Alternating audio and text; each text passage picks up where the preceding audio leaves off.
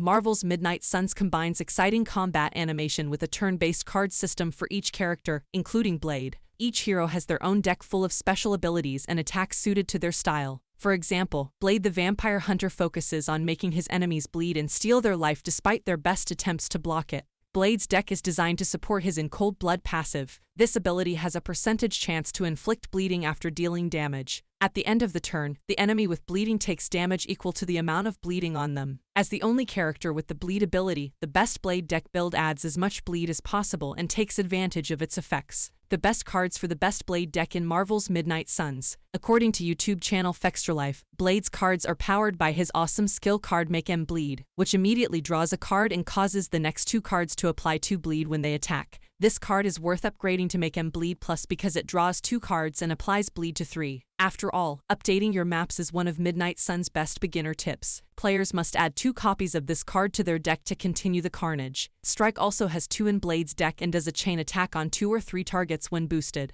The more Blade attacks, the more likely Cold Blood is to activate. This attack card deals 50% of Blade's attack, the same as Quick Strike. A copy of Quick Strike in the deck helps players by applying Quick. This status effect refunds a deck of cards once the target is KO'd. The more decks available for Blade, the greater the chances of using bleed. This constant stat generation is one of the reasons Midnight Suns' turn-based combat is great. The final attack card in the game is Reaper, which takes full advantage of the bleeding blade. When cast, an enemy's bleed is immediately consumed to deal damage now, as opposed to when the turn ends. If there is an enemy that could do some serious damage before their bleed activates, this card can save the day. All of these cards support one of the toughest players in the game, the heroic card Daywalker. Daywalker costs 3 heroism points and attacks 4 enemies at once. Daywalker Plus allows the player to draw a card for each KO. This card is a great way to progress through interrogating enemies in Marvel's Midnight Suns, giving players the ability to unlock it. Finally, players can complete the deck with Glaive, the legendary hero card that can only be used once per mission. Glaive attacks everyone and inflicts 2 bleeds on all targets. When upgraded, the card deals bonus damage to anyone who has already applied bleed.